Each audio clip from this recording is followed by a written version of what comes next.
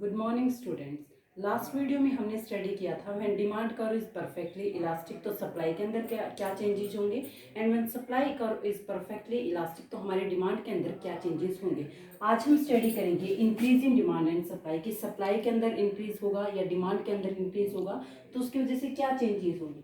First stage है हमारी increase in demand is greater then supply की हमारी डिमांड के अंदर ज़्यादा इंक्रीज है इन कंपैरिजन टू सप्लाई। यहाँ देखिए इस डायग्राम के अंदर ये हमारी क्या है, इनिशियल डिमांड है और ये हमारी क्या है, न्यू डिमांड कर्व है। ठीक है, increase in demand is greater than means demand के अंदर इंक्रीज है वो ज़्यादा है in comparison to our supply. ये हमारी क्या थी, इनिशियल सप्लाई थी। तो हमारी इनिशियल डिमांड और इनिशियल सप्लाई दोनों एक दूसरे को ई पॉइंट के ऊपर इंटरसेक्ट करती थी, तो ये हमारा क्या था, इक्विलिब्रियम पॉइंट था। अब हमारी डिमांड इंक्रीज होगी, डिमांड के अंदर जो इंक्रीज है वो ज़्यादा है in comparison to our supply. तो इसकी वजह से क्या होगा, हमारी डिमांड राइट हैंड साइड को शिफ्ट हो जाएगी और हमारी सप्लाई क्या होगी, इस साइड शिफ्ट हो जाएगी। तो हमारा नया इक्विलिब्रियम पॉइंट सेट होगा, वो कहाँ होगा, इस पॉइंट के ऊपर होगा, टी पॉइंट के ऊपर। यहाँ पे क्या है बेटा, एक्सेस डिमांड है। डिमांड एक्सेस क्यों है, क्योंकि यहाँ पे क्या है, E R. E R point को देखिए, ई आर में से अगर हम ई के को माइनस कर देते हैं तो हमारा क्या आ जाता है, के आर। और ये हमारा ये के आर क्या है, एक्सेस डिमांड है। मीन्स डिमांड के अंदर ज्यादा इंक्रीज था in comparison to our supply. Due to this ये कहता है कि हमारी एक्सेस डिमांड होगी। जब मार्केट के अंदर डिमांड ज्यादा होगी तो इसकी वजह से क्या होंगे, प्राइस राइज होंगे। और जब प्राइस राइज होंगे तो हमारी डिमांड क्या हो जाएगी, जैसे ही प्राइस इंक्रीज होंगे तो लोग डिमांड कम करेंगे, डिमांड कॉन्ट्रैक्ट हो जाएगी और सप्लाई है वो एक्सटेंड होगी। क्यों, क्योंकि जैसे ही प्राइस ज्यादा होंगे सप्लायर क्या सोचेगा कि मैं मार्केट के अंदर ज्यादा सप्लाई करूं। सेकंड स्टेज है हमारी increase in demand is equal to increase in supply की डिमांड और सप्लाई के अंदर दोनों के अंदर सेम इंक्रीज होना। यहाँ देखिए ये हमारी क्या है, डिमांड कर्व है, initial demand and this is our initial supply. तो ये दोनों ई पॉइंट पे एक दूसरे को इंटरसेक्ट करती हैं। तो हमारा इनिशियल इक्विलिब्रियम पॉइंट था ई। अब हमने डिमांड के अंदर जितना इंक्रीज किया उतना ही हमने सप्लाई के अंदर इंक्रीज किया, मीन्स दोनों के अंदर सेम इंक्रीज है। तो इसकी वजह से क्या होगा, हमारा इक्विलिब्रियम पॉइंट कहाँ बनेगा, टी पॉइंट के ऊपर। यहाँ पे क्या है, कोई जब डिमांड और सप्लाई दोनों के अंदर सेम इंक्रीज है तो यहाँ पे कोई भी एक्सेस डिमांड की सिचुएशन क्रिएट नहीं होगी।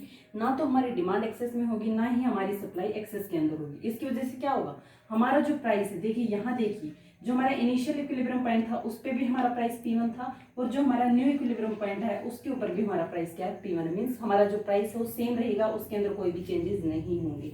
उसके बाद हमारी third situation when increase in demand is less than increase in supply. Means supply के अंदर इंक्रीज ज्यादा होगा in comparison to our demand. यहाँ देखिए ये हमारी क्या है, इनिशियल डिमांड और ये हमारी इनिशियल सप्लाई, दोनों ई पॉइंट के ऊपर एक दूसरे को इंटरसेक्ट करती हैं। तो ये हमारा क्या होगा, इनिशियल इक्विलिब्रियम पॉइंट होगा। ये अब इसने क्या बोला कि increase in supply is more than, supply के अंदर हम क्या करेंगे, इंक्रीज ज्यादा करेंगे in comparison to our demand. Demand के अंदर हमने कम किया, सप्लाई के अंदर ज्यादा किया। इसकी वजह से क्या होगा, इंक्रीज इन डिमांड, डिमांड कम है इन कंपैरिजन टू सप्लाई। इसकी वजह से क्या होगा, सप्लाई ज्यादा होगी। और जब सप्लाई मार्केट के अंदर ज्यादा होगी तो क्या सिचुएशन आएगी, ये देखिए ई आर को, ई आर में से अगर हम ई के को माइनस कर देते हैं तो टी आर हमारा क्या आ जाती है, एक्सेस सप्लाई। जब मार्केट के अंदर सप्लाई ज्यादा होगी तो इसकी वजह से हमारे प्राइसेस क्या होंगे, कम हो जाएंगे। जब हमारे प्राइसेस कम होंगे तो इसकी वजह से क्या होंगे, लोग ज्यादा परचेज करेंगे। ज्यादा परचेज करेंगे तो हमारी डिमांड क्या हो जाएगी, एक्सटेंड हो जाएगी। और इसकी वजह से जब प्राइसेस कम होंगे तो सप्लायर क्या करेगा, प्रोडक्ट की सप्लाई मार्केट के अंदर कम करेगा। मीन्स हमारी जो सप्लाई हो क्या हो जाएगी, कॉन्ट्रैक्ट हो जाएगी, कम हो जाएगी। ये तो था हमारा इंक्रीज इन डिमांड, डिमांड के अंदर इंक्रीज होना, इक्वल होना या इंक्रीज इन सप्लाई ज्यादा होना। ये तो हमने स्टडी किया था इंक्रीज का। अब हम स्टडी करेंगे डिक्रीज का, कि डिक्रीज होंगी तो उन सिचुएशंस में क्या होगा। फर्स्ट चीज देखिए, decrease in demand is greater than decrease in supply, कि डिमांड के अंदर ज्यादा डिक्रीज है in comparison to our supply. ये हमारी क्या थी, इनिशियल डिमांड थी D1 और ये हमारी क्या थी, इनिशियल सप्लाई थी। तो दोनों एक दूसरे को यही पॉइंट के ऊपर काटती हैं। ये हमारा क्या था, इनिशियल पॉइंट था, इक्विलिब्रियम पॉइंट। अब अगर हमारी डिमांड क्या होगी, डिक्रीज होगी, लेफ्ट हैंड साइड को शिफ्ट हो गई, हमारी सप्लाई के अंदर क्या हुआ, ये भी शिफ्ट हो गई।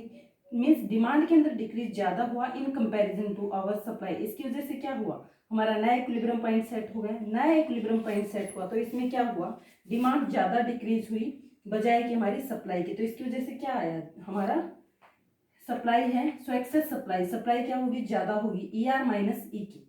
हमारा क्या है, ई आर, ई आर हमारा ये है। अगर हम ई आर में से ई के को लेस कर दें तो हमारी क्या आ जाएगी, decrease in demand. Means demand कितनी कम हुई, आर की। ठीक है, फॉल एक्सटेंशन ऑफ डिमांड, इसकी वजह से क्या होगा, हमारे प्राइसेस हम फॉल डाउन हो जाएंगे, प्राइसेस फॉल डाउन होंगे तो इसकी वजह से हमारी क्या होगी, डिमांड इंक्रीज होगी। जब प्राइसेस कम हो जाते हैं तो लोग ज़्यादा परचेज करते हैं, डिमांड हमारी एक्सटेंड हो जाएगी और हमारी सप्लाई हो क्या हो जाएगी, कॉन्ट्रैक्ट हो जाएगी, क्योंकि हमारा जो सप्लायर हो क्या करता है, प्राइस के कम होने पर मार्केट के अंदर सप्लाई कम करता है। उसके बाद second situation, demand in decrease in demand is equal to decrease in supply, means दोनों के अंदर डिक्रीज सेम होगा। यहाँ देखिए ये हमारी इनिशियल डिमांड थी, ये हमारी इनिशियल सप्लाई थी, ये हमारा क्या था, इक्विलिब्रियम पॉइंट था, ये हमारा इक्विलिब्रियम पॉइंट था। अब हमारा क्या हुआ, हमने डिमांड को कम कर दिया, डिक्रीज कर दिया, और यहाँ हमने सप्लाई को डिक्रीज कर दिया, दोनों के अंदर सेम डिक्रीज किया, तो अब हमारा इक्विलिब्रियम पॉइंट क्या आ गया, ये हमारी है और ये हमारी, तो इसकी वजह से हमारा क्या, इक्विलिब्रियम पॉइंट पहले हमारा ये था, अब हमारा ये हो गया। तो यहाँ पे क्या होगा, नो एक्सेस डिमांड, ना तो एक्सेस डिमांड है, नो ना ही एक्सेस सप्लाई है, तो इसकी वजह से क्या होगा, हमारा जो मार्केट के अंदर प्राइस हो क्या रहेगा, सेम रहेगा। दोनों इक्विलिब्रियम पॉइंट के ऊपर देखिए, सिर्फ क्वांटिटी के अंदर चेंज है, हमारा प्राइस क्या है, सेम है।